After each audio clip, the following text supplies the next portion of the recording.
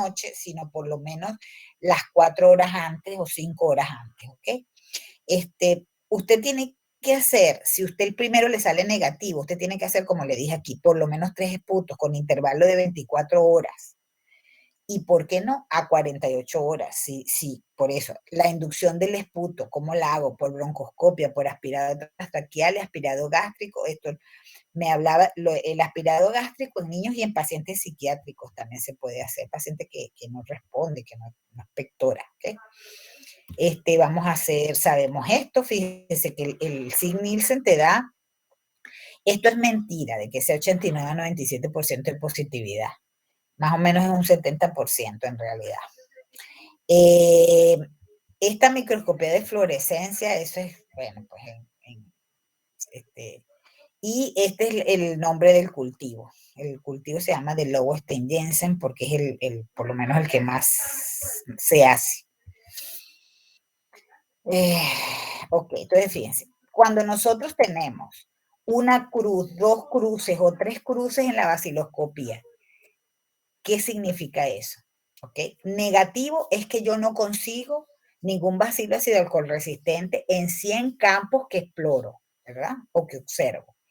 Una cruz, tengo menos de un bacilo por campo en 100 campos.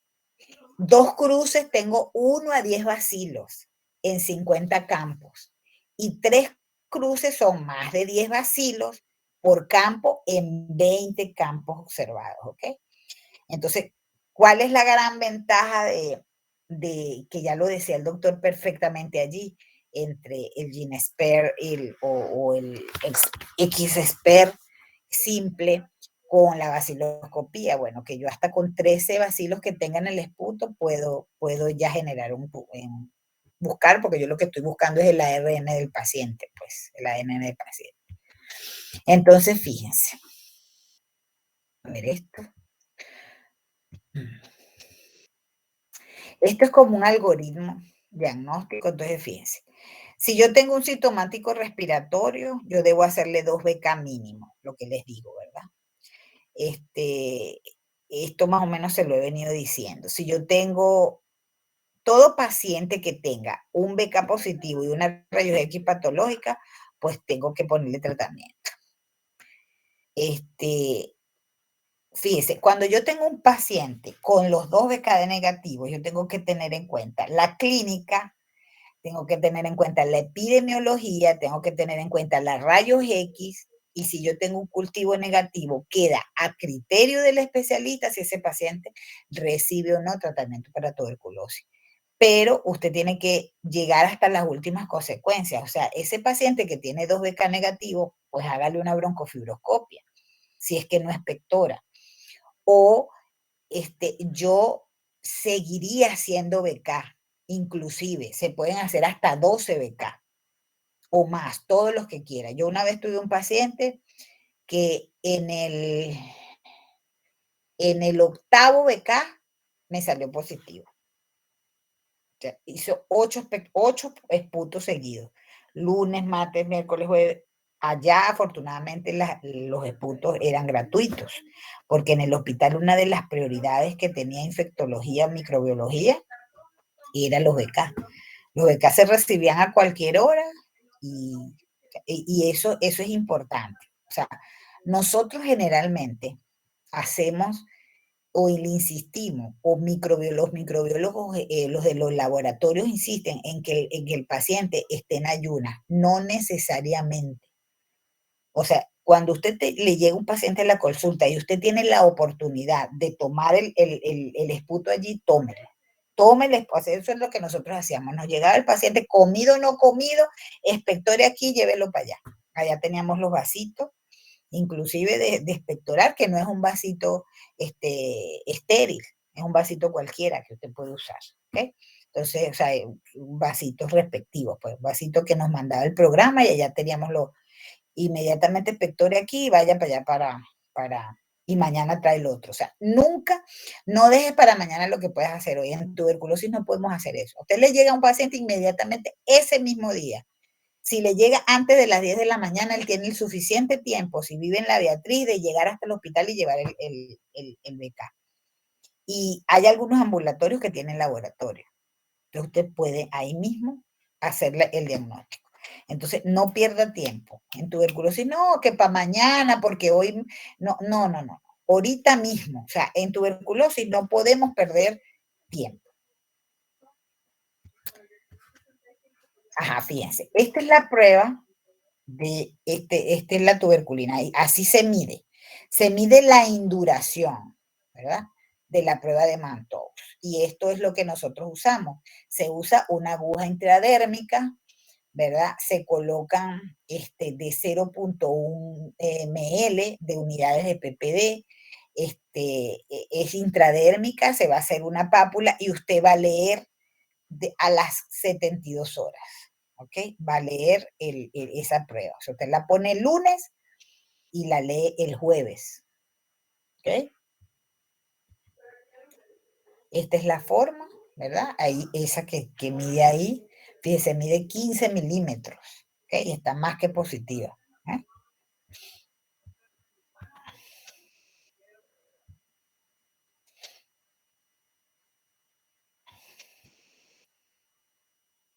Y este es el resultado. Fíjense, si nosotros tenemos de 0 a 4 milímetros es negativa. De 5 a 9 es dudosa, o sea, dudosa en el sentido de que, bueno, o sea, en áreas de alta prevalencia usted tiene que tomar en cuenta, tiene que tomar las micobacterias atípicas, tiene que tomar los vacunados con BCG, ¿verdad? Si usted, ese PPD es en un niño que tiene un año, ¿verdad? O menos de un año, usted tiene que tomar en cuenta que la BCG fue puesta al nacer. O que si ese niño tiene o no tiene la BCG, porque últimamente en los últimos años no había BCG y no se les ponía. Y más de 10 pues son positivos, es positivo, es lo que ya les había dicho. Entonces, fíjense, ¿qué es importante del PPD o prueba de Mantoux? Que indica la hipersensibilidad retardada mediada por células, ¿verdad? E infección tuberculosa previa, no enfermedad.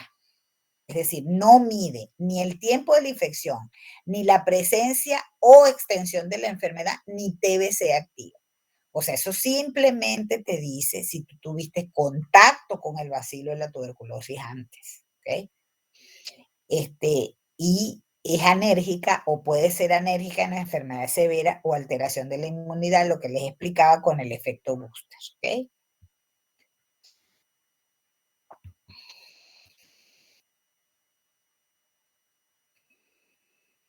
Esto, esto no voy a ahondar en eso porque ya se los dije. Bueno, mire, aquí vamos a ahondar un poquito en las que le dije, que son la TBC pleural, este, no, esta la voy a dejar pasar porque esta probablemente, o bueno, si esta la hablamos aquí, no la hablamos en derrame pleural. Entonces, fíjese, es la más frecuente de las tuberculosis extrapulmonares, más o menos en un 10% de los pacientes. Ocurre generalmente por ruptura de un foco subpleural, ¿verdad? Más frecuente en la TBC primaria.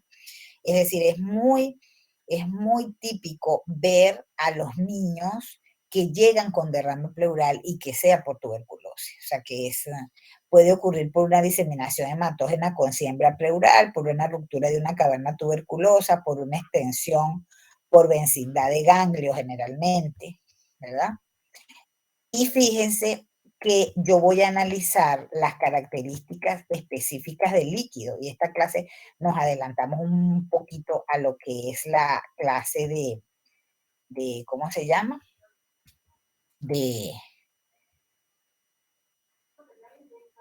de tuberculosis, de derrame pleural. Entonces, fíjense, uno hace una toracocentesis, que es extracción del líquido pleural, ¿verdad? Del líquido de la pleura. Eso lo vamos a ver con más detenimiento en la clase de derrame pleural, pero uno analiza el líquido y estos son los aspectos del líquido que uno analiza. Es el aspecto macroscópico, ¿verdad? Si ese líquido es sanguinolento, si es fibrinoso, si es amarillo, ¿ok?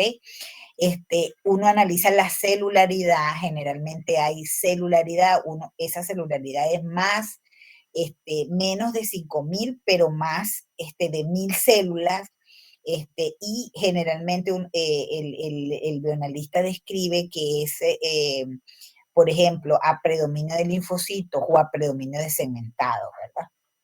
Entonces, si es a predominio de segmentados, uno ve que es un exudado. Si es a predominio dependiendo de algunas características, uno va a decir si es un exudado o es un transudado. Generalmente, es un celular, si es un transudado y si es un exudado, ese exudado va a ser a predominio de segmentados, de polimorfonucleares o a predominio de linfocitos.